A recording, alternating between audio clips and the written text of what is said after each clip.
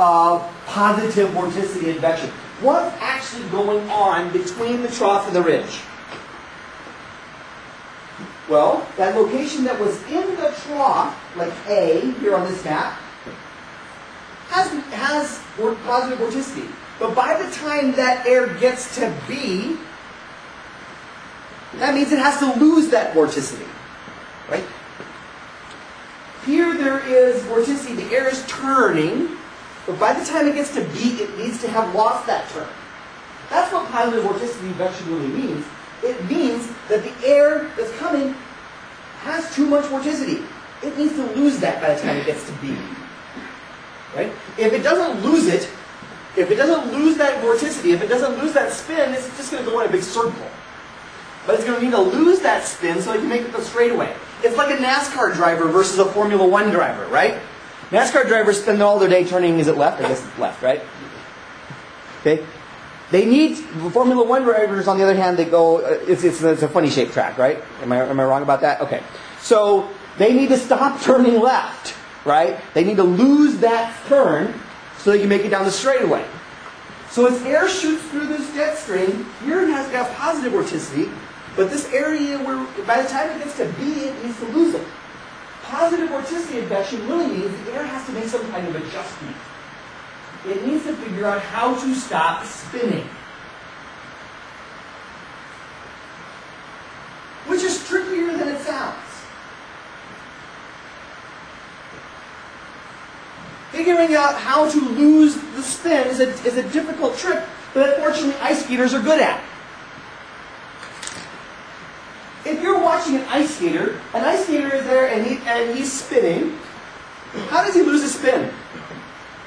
How does an ice skater, I see somebody gesturing back there, how does he do it? He spreads out his arms, right? It's a fancy schmancy word for conservation of angular momentum.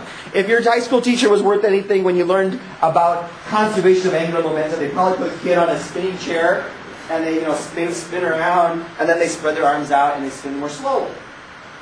When you spread out, in this case with your hands, you spin more slowly. In fact, can you imagine that if you put your arms were long enough, you could eventually spit out slow enough, far enough out that you'd basically not be spinning at all. Right? Spreading out is a way to lose spin.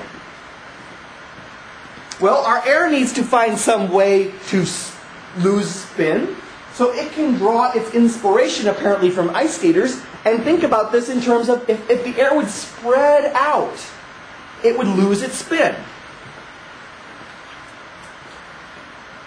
Apparently then, a good way to lose spin in the atmosphere, in other words, to go from positive vorticity to no vorticity, would be to spread the air out. That's what's going on in an area of positive vorticity advection. The air that's coming has a lot of positive vorticity. By the time it gets to this region, it needs to lose it. And how does it lose it? By spreading out. So as air comes shooting through this trough, and it's moving pretty good, 150, 200 miles per hour or something like that, it's got all this positive vorticity. To lose that positive vorticity as it goes through the straightaway, it spreads out. It's like those arrows on there. We don't use the word spreads out in meteorology. We have to have a $10 word for every damn thing. Divergence. We start having divergence as the air spreads out. So to lose its spin so that it can make this straightaway, the air has to spread out. It has to have divergence. Now this is happening in the jet stream. 6, 7 kilometers, 8, 9 kilometers, something like that above the ground. Up near the tropopause. Which means you've got to wonder what's going on at the surface. I think I did some fancy schmancy PowerPoint here. Oh, look at that. Okay. So up there, up aloft, we have all this divergence. But down there at the surface, that means we're going to be making an area of low pressure. Because what is pressure? It's not the weight of the air above you. And you have less air above you than you did before because the air is spread out. So aloft, when you've got positive vorticity advection aloft, causing this divergence, underneath it at the surface, you've made an area of low pressure. You've experienced cyclogenesis. We have made an area of low pressure at the surface because of goofiness going on in the jet stream. troughs and ridges and positive vorticity advection and whatever. And notice where that cyclone is, where that low pressure system is. It's not under the trough, it's not under the ridge, it is between the trough and the ridge, it is east of the trough, it's west of the ridge. It is under the area of positive vorticity advection that is between the trough and the ridge.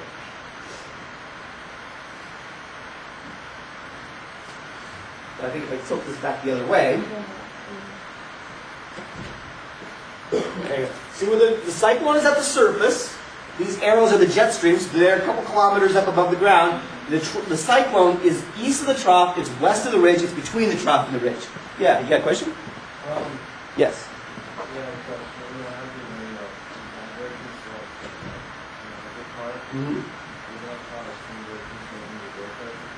Well, no, I would say it's the other way around. I mean, the divergence of loft made the low pressure.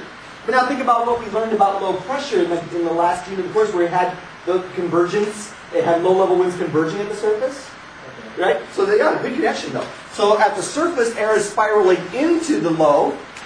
There's rising motion, and then up above the surface, up here in the jet stream, we have this upper-level divergence. Remember, I told you, convergence and divergence always go together. One's at the surface and one's aloft. In this case, convergence at the surface, divergence aloft. Very good connection. All right, so we've got that jet stream was there because there was a polar front at the surface, maybe a stationary front. And notice what we did. We just put a low on that stationary front. Remember way back at the beginning of the hour? I said have faith. We will explain why that along that stationary front we made a cyclone. See, the stationary front made the jet stream had the troughs and the ridges made the cyclone. Chickens lay eggs grow up to be chicks, eggs hatch, they become chicks, the chicks grow up to be chickens. Right? It's a little hard to figure out where to start the story. We've now made a mid-latitude cyclone. It can go through its whole life cycle. We can have an open wave. We can come back later and it's an included cyclone. I apologize, PowerPoint is not easy to draw out fronts with the teeth on here. I don't know why there isn't a cold front font in PowerPoint. Once a cyclone has become occluded, though, and has that occluded front that I drew sort of a purple line on there, there's no longer that temperature gradient. Both sides of the occluded front are cold. I mean, down here, cold on one side, warm on the other. Up here, cold on this side, cold on that side. No more temperature gradient up by the low. Which means, by the thermal wind relationship, there's no reason for the jet stream to be up on top of the low anymore. Rather, the jet stream is going to move. The jet stream will move so that it sits over the cold front to the warm front, leaving the old cyclone there at the surface isolated. He's no longer under the jet stream. So, what kind of vorticity advection is going on above the low now? None. Doesn't have positive vorticity advection anymore. So how much divergence should be going on top of that cyclone now? None. So why would the cyclone be there at all anymore? It wouldn't be. I mean, there's no reason for the pressure to be low anymore. And in fact, over a period of a few hours to a few days, the cyclone will die. His pressure will start going back towards normal, and the winds will get weaker and weaker.